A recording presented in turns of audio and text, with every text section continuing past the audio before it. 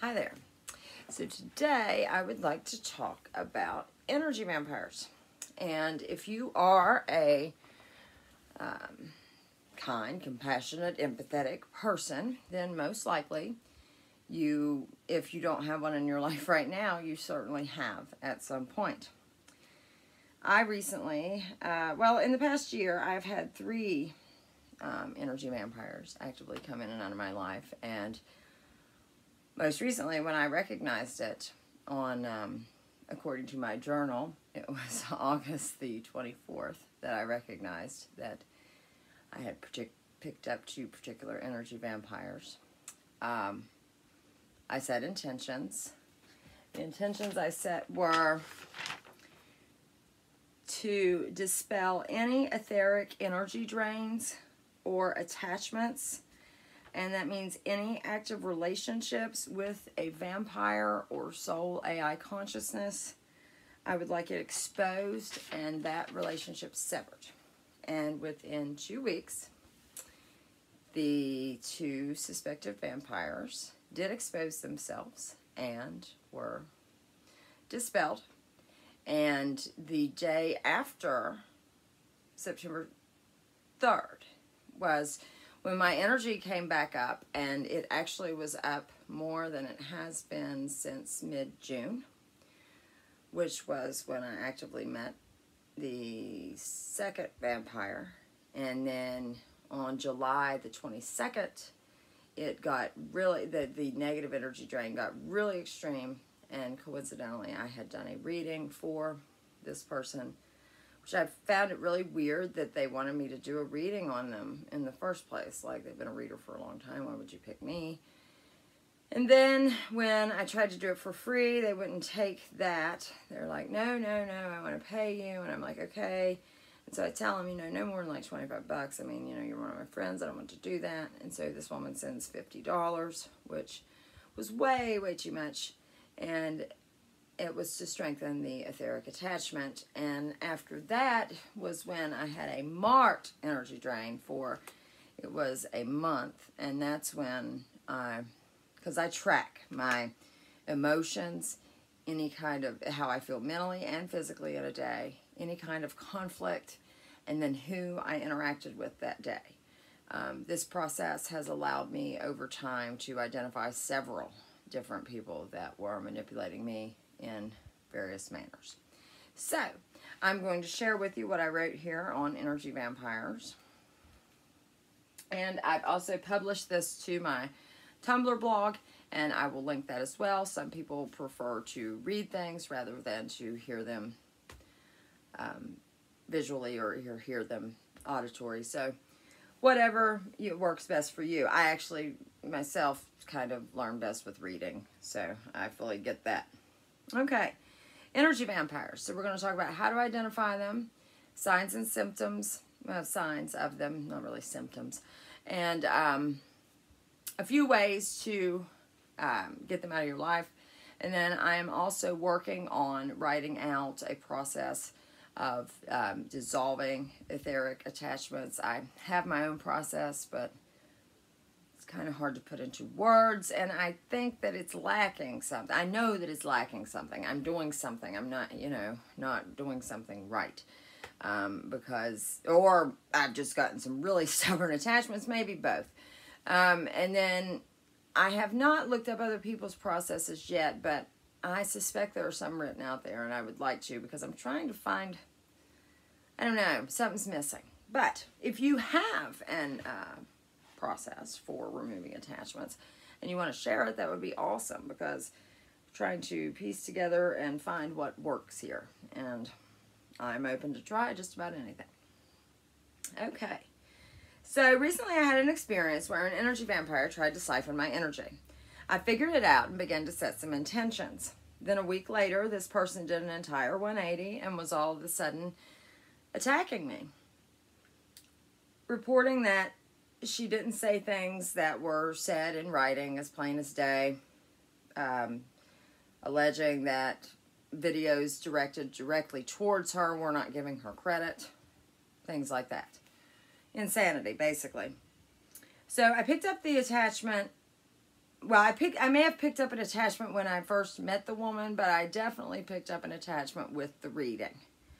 And I had suggested that she only paid me $20 and she sent me $50, which was really weird, especially since this person often talks about how they need more money. And it occurred to me that she sent more money to strengthen the etheric attachment. And there was a person that she told me that did a reading on her, and then after that didn't talk to her anymore. And I wonder if he got attachments from her as well. Okay, what is an energy vampire? Energy vampires are people that drain your emotional or physical energy. Energy vampires love empaths. Energy vampires can intentionally harvest energy, or they may be doing it unintentionally and completely unaware of it. So in the energy vampire's defense, they may not know that they're doing it. Vampires feed on one's willingness to listen and care for them, leaving you exhausted and overwhelmed. With an energy vampire, it can be hard to get a word in a conversation. I find vampires are people that I end up frequently interrupting. I kind of have a bad habit of interrupting anyways, but with a vampire, you literally have to interrupt or you will never get the chance to speak. They can be narcissistic, all about themselves, and very poor listeners. Anyone can be an energy vampire. They can be anywhere, at any time, and from all walks of life. Learning how to identify and respond to vampiric behavior can help you preserve your energy and protect yourself from a great deal of emotional and physical distress. Physical energy vampires will often be an empty vessel. An empty vessel is one that does not have the heart-centered / creator divine spark consciousness. Instead, these individuals seemingly operate on some kind of AI hive mind. Energy vampires can be souled individuals as well. If a vampire is a souled person, he usually has a lot of negative etheric attachments. In this case, it isn't actually the souled individual doing the energy harvesting, but it's the attachments on him or her harvesting the energy. And that's how someone can do it without knowing. For example, they may have attachments that they're unaware of that all of their energy is going to. And so then they've got to take energy from other people to feed. They're just not making enough energy to serve all the attachments on them. Energy vampires are unable to move through life without taking energy from others. They may have a physical, emotional, or mental dysfunction or dysfunctions that is or are draining them. Many times the energy feeding is not intentional, nor is it a conscious decision to take another person's energy. An energetic part of a vampire attaches to you and sets up the negative energy attachment / energy drain. The vampire can be anyone: a friend, your child, an employee, family members, a chance one-time encounter, or in a group meeting. Energetic attachments can attach to an individual at any time and at any place, which is why we must be aware that these attachments happen, what symptoms to look for, and we need to learn a process to get rid of them should we run into some. An individual can also be bothered by unseen energies, vampiric or parasitic negative energy attachments. These energies set up energy siphoning through childhood or adult traumas, be it emotional, physical, or sexual, through addictions, injuries, extreme fear, and they can even set up during ecstatic, bliss-filled events. A good example would be a group meditation. That would be a good example of a bliss event. In a group meditation, people open themselves up. Someone else in the room may be full of energetic attachments that can jump from body to body. A high vibrational individual can pick up nasty attachments in a group meditation. One should meditate alone or only with individuals that he trusts with his life. Attachments can also arise from unspoken and spoken agreements in the physical and non-physical realms, in other lifetimes, this incarnation, and through joint permission with other people. This could be a joint effort to learn more about vampires. We just really don't know. And that's one thing that really infuriates me on another subject, how they can repeatedly mind wipe us, yet say that we have to be accountable to their game if we don't know the rules. That is just, I mean, if we're mind wiped and our memory's gone, we shouldn't be accountable for anything up in here. But that's a different matter. These vampires, energy vampires, are opportunists, and they will attach energy siphons to an existing harvest another human is doing. So if they see that someone else is harvesting your energy, they will, like, some people have the ability to actually see these attachments, and if they see that actively happening, they will attach onto your active attachments and then siphon more energy that way, leaving you even more drained. And that could have been what happened to me. I mean, I know that I have attachments. I have one that's on my pineal gland that I've been trying to get rid of for 2 years. I know I don't have as many attachments as before, and I'm trying to work on them, but I don't have the ability to see, whereas other people do. And so if they could see my attachments, they could easily go in and harvest. Okay. There are entities like discarnate spirits who are confused and not intentionally taking your energy. They are simply looking for a safe place to rest and nest. All energy vampires may not have a negative intention, but regardless of the intention, a vampire will drain you and needs to be dealt with. I have dealt with several energy vampires in my life. I have begun noticing repeated characteristics. I looked up signs of an energy vampire before doing this video, and I was able to find all of the symptoms I had listed on somebody's list. I did see other symptoms listed, but I didn't include those. I only like to give advice on things that I've personally experienced, or at minimum, things I deeply resonate with. So in these particular lists of symptoms and ways to get rid of them, those are things that I have used myself. So, signs of an energy vampire. They act like the hero. Energy vampires place their problems on other people. Energy vampires are the first person to place blame on another person and refuse to take accountability for his or her mistakes. They take no responsibility for their contributions to their difficulties. They need emotional support to boost their self-esteem. This actually stems from the fact that most energy vampires have a very negative self-image and a low self-worth. They cannot admit wrongdoing. Energy vampires are often charismatic. They may seemingly very easily get out of trouble because of this charm or gift of persuasion. They're crafty and will pin problems and blame on someone else in virtually every situation. They will not accept responsibility for their role in any disagreement or conflict. The other person involved with the vampire is the one left bearing the guilt and blame for any incident with the vampire. Energy vampires may promote a dogmatic or rigid belief-based program. They may be involved in groups that worship a deity, god, celebrity, or other physical or non-physical beings. Regardless of whom or what one worships, the act of worship is seeking validation outside of himself. When the truth is, genuine wisdom comes from within.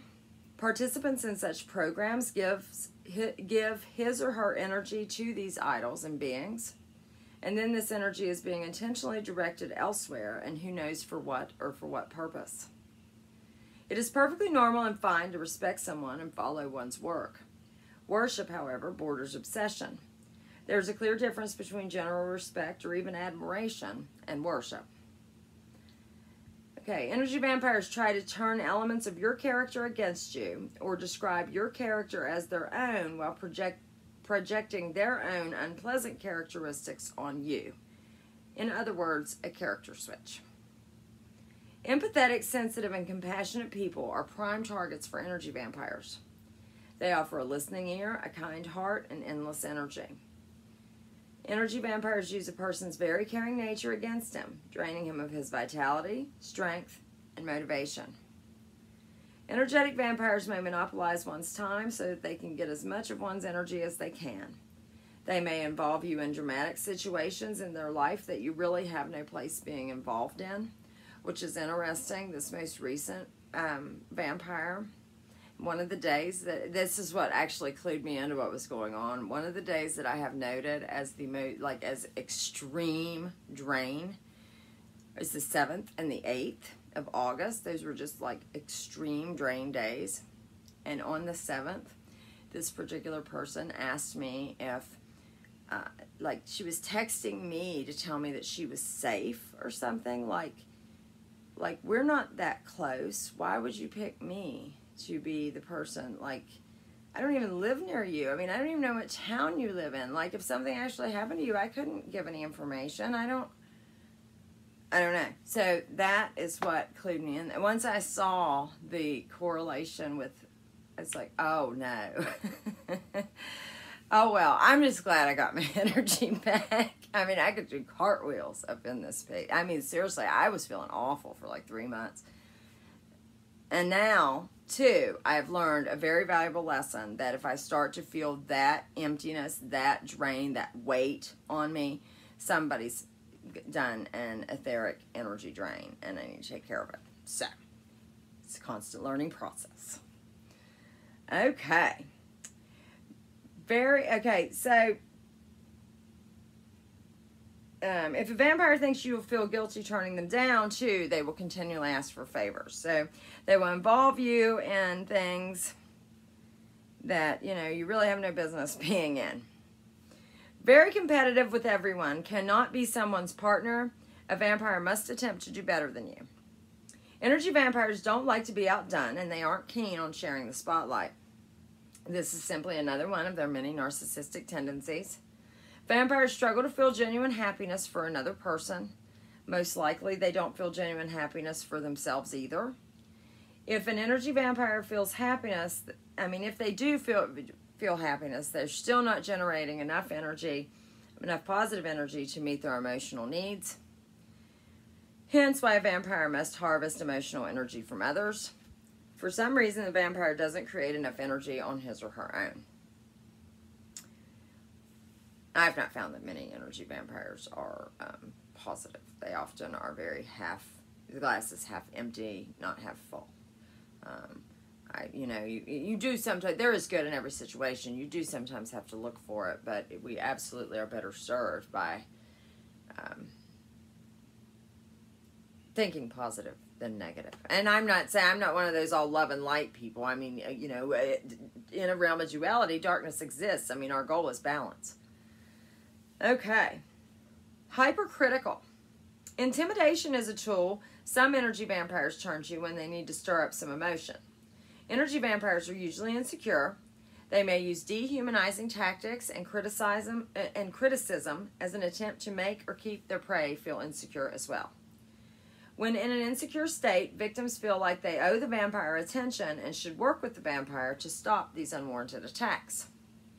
More energy can be harvested from negative emotions, so keeping a victim in a negative state of thinking or emotion is very important for the energy vampire. Fear is also a very strong emotional reaction. If an energy vampire can upset you, they can boost their ego.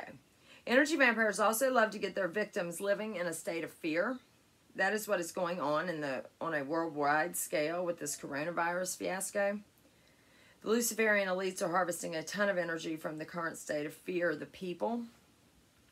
Energy vampires often use guilt trips to get what they want. They know shame is a great weapon against people who are compassionate and caring. And shame was a tactic that the most recent vampire tried to use too, but it didn't work. Ultimatums are another effective way to capture a person's attention and coerce them into doing something they otherwise may not want to do. Things like, I don't know how you expect me to make it without you, or I'll die, or if you really love me, you'll do this. Those would be considered ultimatums. Okay, energy vampires are very dramatic. They need to keep the drama going for energy. Energy vampires always find themselves in the middle of a catastrophe, flailing from target to target with their emotional and dramatic behavior. When they've landed on you, they fling the drama onto you in hopes that you'll fix it and you'll absorb it, fix it, and right their wrongs. It is important not to discuss the energy vampire. It is important not to discuss the energy vampire, for where focus goes, energy flows. So focusing on the energy vampire and its problems gives the vampire energy. You need to stick to shallow and non-emotional topics of conversation and keep your interactions as short as possible when dealing with an energy vampire. They have no empathy, compassion. They have very little emotion. Energy vampires feed off of emotional energy. So if one is sad or upset, their energy supplies may be dwindling. So the energy vampire will shift the attention of the discussion to themselves in order to drain maximum energy from the target. They're abnormally codependent. Codependency is a type of relationship where one partner's actions are designed to generate a certain reaction from the other partner. This is a vicious negative cycle of behavior, and many people fail to recognize that they're in a codependent relationship, especially energy vampires. Vampires use codependency to continuously create and maintain a cycle of drama. Energy vampires are more likely to be involved in an abusive situation as well. I'm uncertain if this means as the abuser, the abused, or both, but I sense it's probably both. I mean, I've only ever had one abusive relationship, and that was with an energy vampire. He was the abuser, so I don't know. I don't really have much experience with that. Most of my relationships end up really well, and they're actually all amicable. I'm still friends with like every single one of them. So, okay, narcissistic personalities are famous for energy siphoning. They will intimidate, physically, emotionally, or even sexually abuse, degrade, confuse, and generally create chaos within their environment. Energy entanglements with a narcissist take help, time, and a considerable amount of self-strength, self-love, and self-care to get away from and recover from. Okay, so why we need to deal with energy vampires in our lives. Energy vampires demand a lot from their targets. The continuous drain on your resources an energy vampire causes will eventually have an effect on your well-being. Sometimes quite a noticeable effect. Over time, excess stress can lead to anxiety, depression, heart disease, other illnesses, and more. This is why it's important to recognize the energy vampire and work to remove them, or at least minimize your interactions with them. An individual's process for dealing with energetic attachments may involve putting up protections, energy and aura cleansing, mantras, and visualization as methods of thwarting the energy vampire's efforts. There is no set right or wrong way to develop or to do a process. You need to do what feels right to you, especially if I, give you a suggestion and say you're trying it and like it intuitively feels wrong and your gut tells you that you should say this.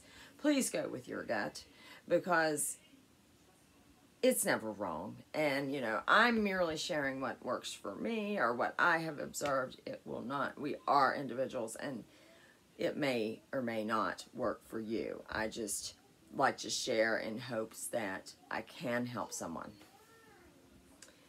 So it is best to remove the energy vampire from your life entirely. Sometimes this isn't possible, and in those times, minimizing time spent with the vampire plus controlling the topic of conversation is incredibly important. Stick with shallow topics of conversation that should not incite an emotional reaction from anyone. And let's also discuss a few steps one can take against the energy vampire. We can set boundaries.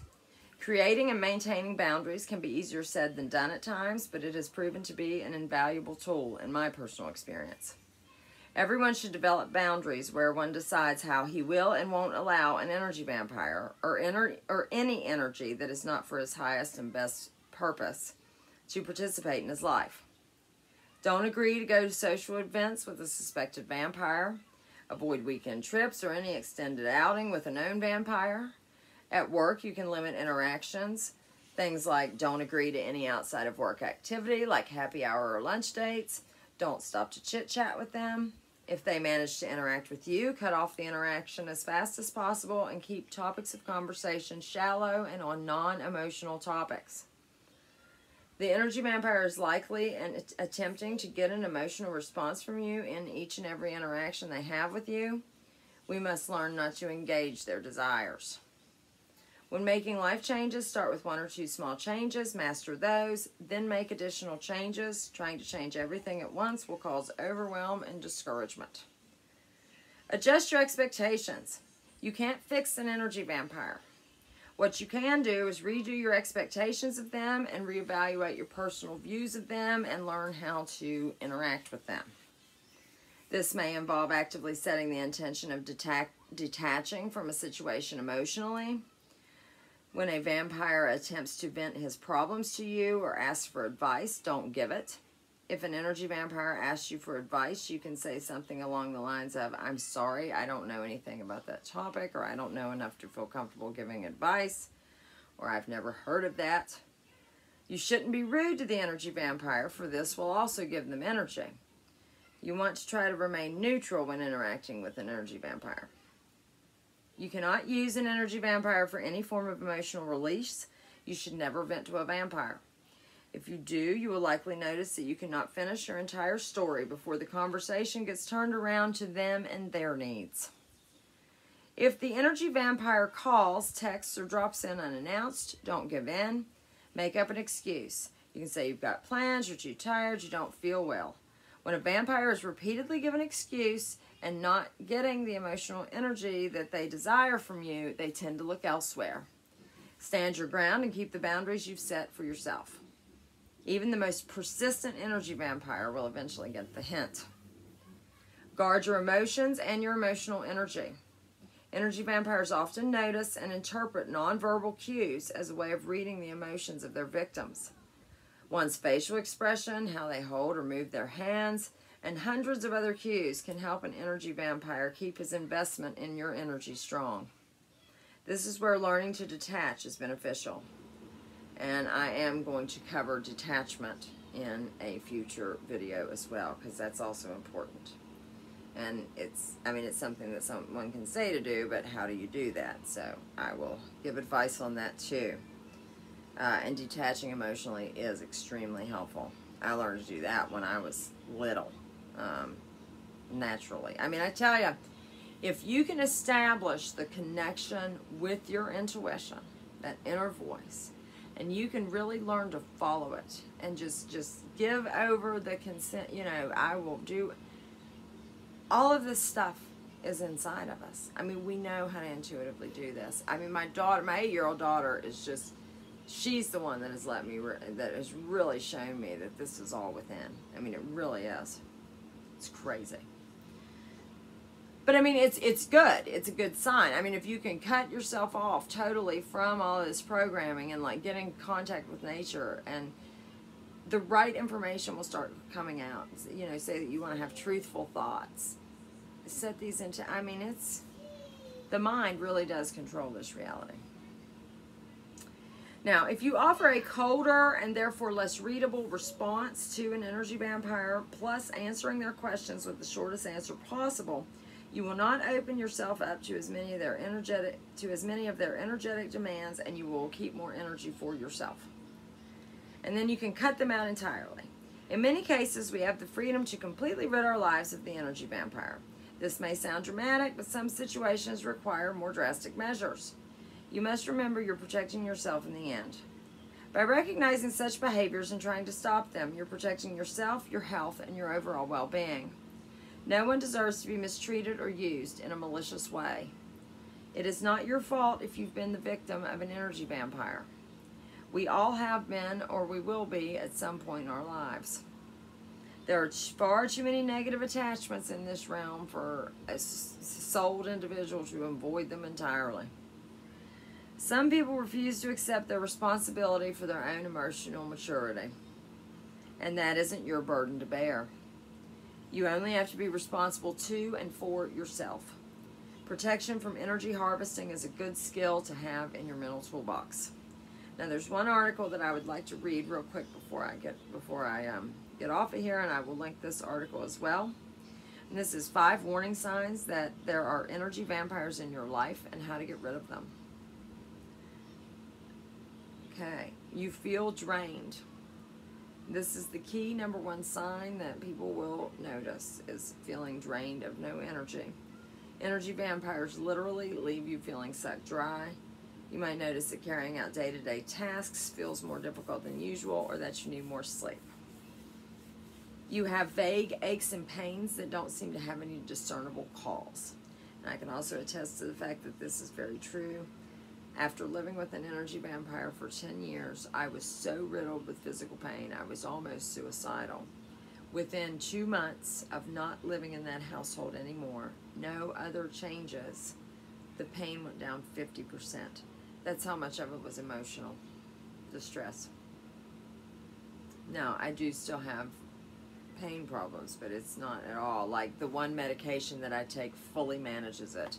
And it has for 6 years now, no big deal.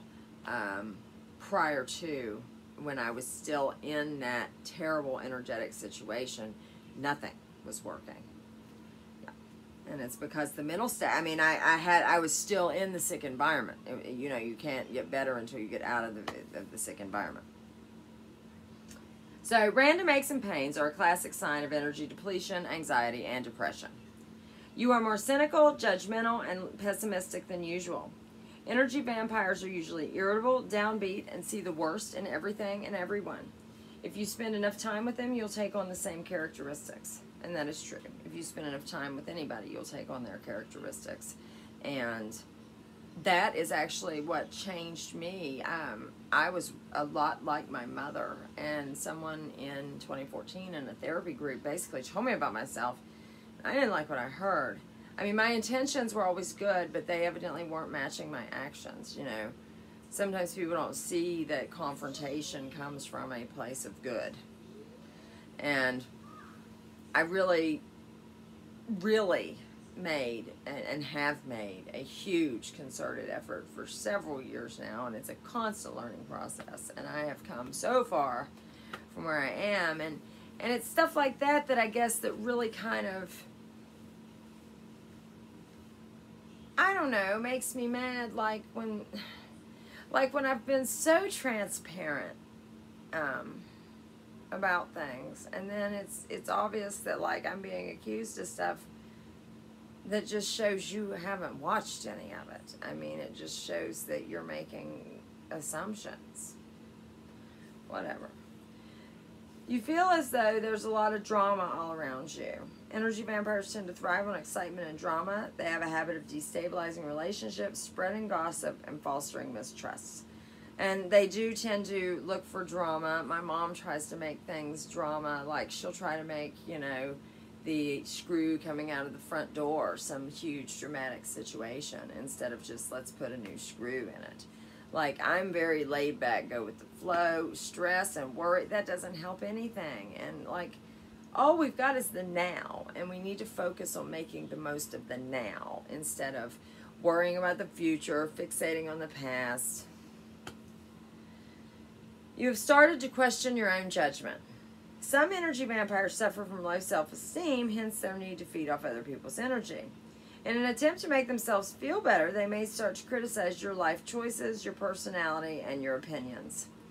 And that is very true. I was married to an energy vampire, and over time, you know, I mean, I didn't have a bad self-esteem, but over time, it broke down, and I began to believe the things that he would say, even though I knew they weren't true.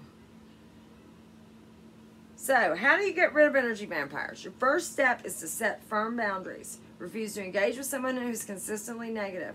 Don't overreact or argue if they try to provoke you. Use neutral phrases like, uh-huh, yeah, I see, or I got you.